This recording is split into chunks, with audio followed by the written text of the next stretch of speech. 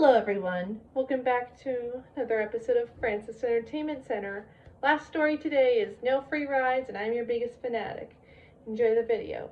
At Mrs. Puff's boating school, when SpongeBob's last boating exam of the year ends in failure. Despite the failing grades, SpongeBob remains optimistic that his next year in Mrs. Puff's class will be productive.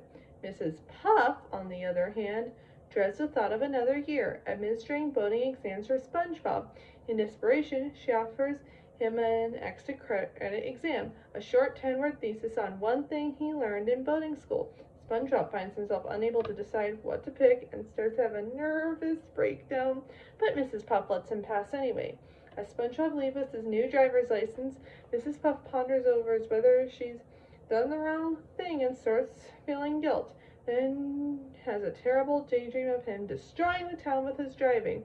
She consoles herself with the fact that SpongeBob lacks a boat to drive, much less one to wreck. Upon arriving at her home, however, she finds SpongeBob and his parents inside with a huge cake to thank her for her teachings. As futile as they had once seemed, both SpongeBob and Mrs. Puff get another surprise when they see that SpongeBob's parents brought him a brand new boatmobile. In other amazement, SpongeBob falls into the cake in a dead faint. As SpongeBob's parents take him home, Mrs. Puff realizes the danger he now poses and decides to settle the matter before anyone figures out she let him skip through boating school. SpongeBob's parents tuck him into his bed and tell him that due to his head injury, he should avoid driving anywhere that night. As soon as his parents leave, he sneaks out his bedroom window, gets into the boat, and falls asleep. Not long after, Mrs. Puff hijacks SpongeBob's boat and drives it away. SpongeBob wakes up to find the masked Mrs. Puff in the process of stealing his vehicle and fights her off. Mrs. Puff tries knocking SpongeBob off the boat, but he grabs hold of the rear bumper. She drives next through various obstacles to lose him, but he catches up to her while two police officers watch the commotion from their vehicle. In their struggle, SpongeBob ultimately reveals the thief to be Mrs. Puff, rendering him senseless just as the boat crashes into the police car. SpongeBob and Mrs. Puff talk in the Bikini Bottom jail, where Mrs. Puff is being held for motor vehicle theft. Mrs. Puff apologizes to SpongeBob and says that she shouldn't have passed him when she knew he really wasn't ready. SpongeBob understands he'll have to relinquish his license, but Mrs. Puff tells him he can still continue his lessons with Mrs. Flounder, another driving teacher starting a new class on Monday. SpongeBob assures her that she is the only one who he wants teaching him, giving her a tip that the warden will let her go early in exchange for free driving lessons. SpongeBob and Patrick are attending the biannual jellyfish convention. Patrick takes pleasure in touching every display in sight, much to the ire of the security guard. SpongeBob, meanwhile, focuses on the Jelly Spotters, a famous jellyfish enthusiast club, and fawns over its leader, Kevin the Sea Cucumber. At first, Kevin rebuffs SpongeBob's adoration. However, after realizing that SpongeBob will go to any lengths to please him, Kevin decides to let him try out for the Jelly Spotters, thinking his antics will make for a good laugh.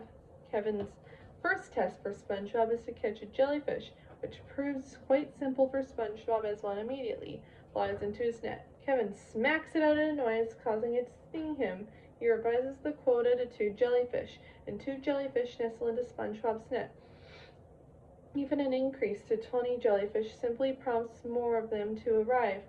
Kevin angrily kicks the net, inciting the wrath of the jellyfish. He then puts the jellyfish jelly on SpongeBob's mouth to attract the jellyfish, and while the jellyfish were licking SpongeBob's mouth, the jellyfish tickles SpongeBob's nose, causing him to squeeze the jellyfish at Kevin's eyes.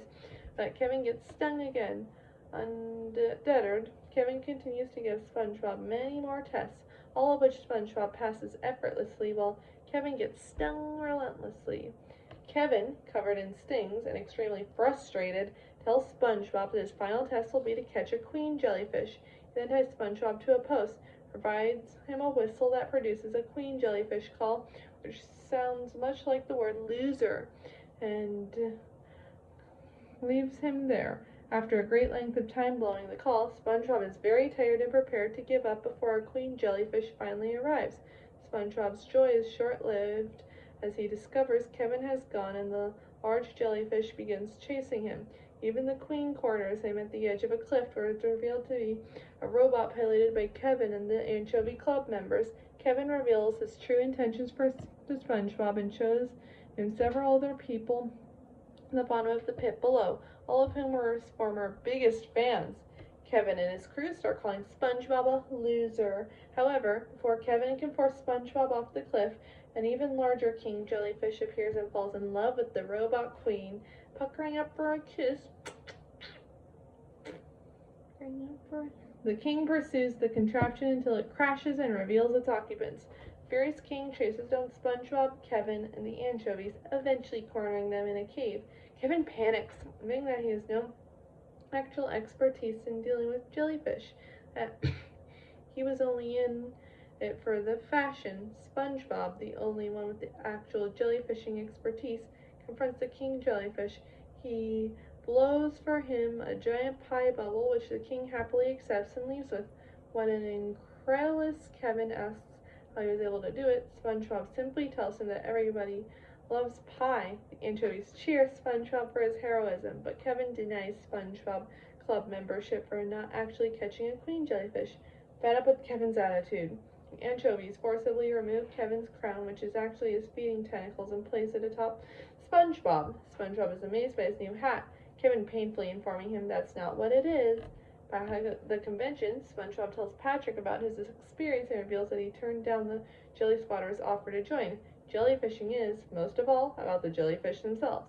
Patrick remarks on how much SpongeBob has matured regarding hero worship, and the pair depart with the former's own hero, Jeffrey the jellyfish, tied up in a wagon with a sad look on his face.